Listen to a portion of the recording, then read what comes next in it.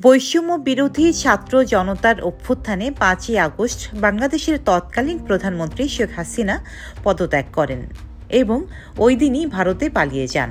নাটকীয় পট পরিবর্তনের মধ্য দিয়ে বাংলাদেশের সরকার পরিবর্তনের পর পাকিস্তানের সঙ্গে বাংলাদেশের সম্পর্কের উন্নয়ন ঘটছে। অন্যদিকে নানা ঘটনা প্রবাহে ভারতের সাথে উত্তেজনা বেড়েছে বাংলাদেশের। এমন অবস্থায় পাকিস্তানের কাছ থেকে ৪০০ কিলোমিটার পাল্লার আবদালি ব্যালিস্টিক ক্ষেপণাস্ত্র চাইল বাংলাদেশ। ভারতীয় গণমাধ্যম মানি কন্ট্রোল দাবি করছে, স্বল্প পাল্লার আবদালি ব্যালিস্টিক ক্ষেপণাস্ত্র সরবরাহের জন্য বাংলাদেশ পাকিস্তানকে অনুরোধ করেছে বলে জানা গেছে।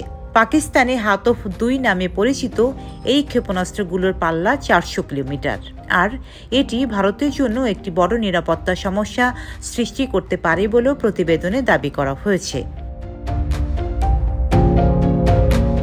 ভারতীয় প্রতিরক্ষা গবেষণা সংস্থা IDRW এর এক প্রতিবেদনে বলা হয়েছে, ঢাকা এই ক্ষেপণাস্ত্রগুলোকে ভারতের বিরুদ্ধে প্রতিরোধ হিসেবে ব্যবহার করতে চায়। পাকিস্তানের মহাকাশ গবেষণা কমিশনের তৈরি এই কৌশলগত ক্ষেপণাস্ত্র ব্যবস্থা বর্তমানে পাকিস্তান সেনাবাহিনী ব্যবহার করছে।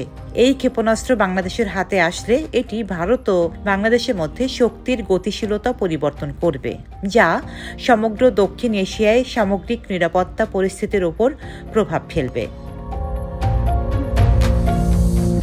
রিপোর্টে আরও বলা হয়েছে, আবদালি ক্ষেপণাস্ত্রের পরিসর সীমিত হলেও বাংলাদেশ এগুলো মোতায়েন করলে তা এই অঞ্চলে ভারতের সামরিক অবস্থানের বিরুদ্ধে প্রতিবন্ধক এবং পাল্টা জবাব দেওয়ার মতো উপাদান হিসেবে কাজ করবে। পাকিস্তানের প্রতিরক্ষা মন্ত্রণালয়ের তথ্য মতে, স্বল্প পাল্লার ব্যালিস্টিক ক্ষেপণাস্ত্রের ওজন ১৭৫০ কেজি। এই ক্ষেপণাস্ত্রে একটি একক পর্যায়ের কঠিন প্রোপেলান্ট ইঞ্জিন ব্যবহার করা হয়ে থাকে। ডেস্ক রিপোর্ট, সাম্প্রতিক দেশকাল।